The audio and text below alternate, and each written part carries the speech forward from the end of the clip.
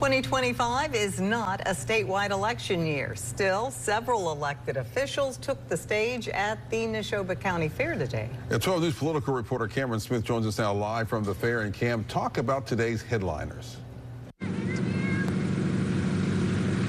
Byron, Lieutenant Governor Gipson and Hosemann shared his plans and his priorities for the upcoming 2026 legislative session. Congressman Michael Guest also talked about tax cuts in the budget reconciliation bill that recently was passed in the nation's capital. And Mississippi's Ag Commissioner Andy Gipson made his bid for the governor's office in 2027. Mississippi's Ag Commissioner Andy Gipson is officially making a run for the governor's race in 2027.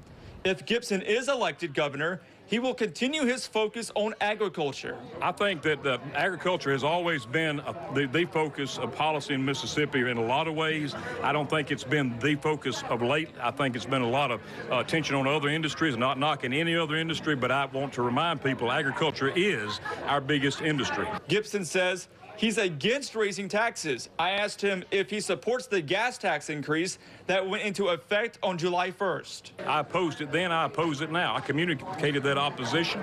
I feel like it was unnecessary, and frankly, it doesn't even help the transportation problem. And Gipson says he's hopeful for the future of Jackson and working with Jackson's new mayor, John Horn. But the hardest job I've ever done is running a fairgrounds in the middle of the most dangerous city in America. Congressman Michael Guest also took the stage, recapping some of the work that came out of the nation's capital, which includes the budget reconciliation package.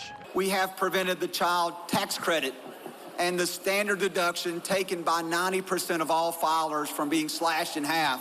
Guest says lawmakers in Washington have added resources to maintain security at the border. We funded 700 miles of border wall, 900 miles of river barrier.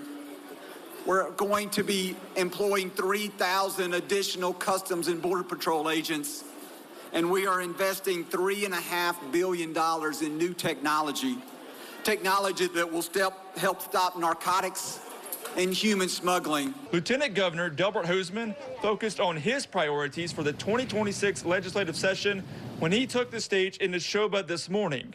Hosemann says he wants to find a way to give more money back to taxpayers. This year, we're going to announce a $316 million tax rebate.